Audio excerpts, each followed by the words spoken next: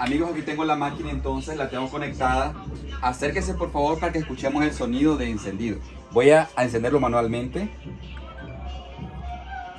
Va a entrar ahí en aquella pantalla. Subamos volumen. Este sonido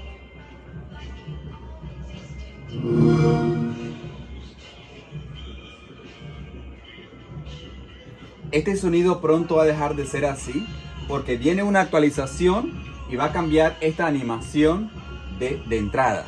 Por eso guardémoslo, grabémoslo para que lo recordemos.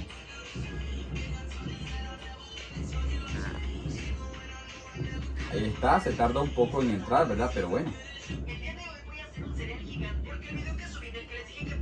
Vamos a conectar la internet también de paso.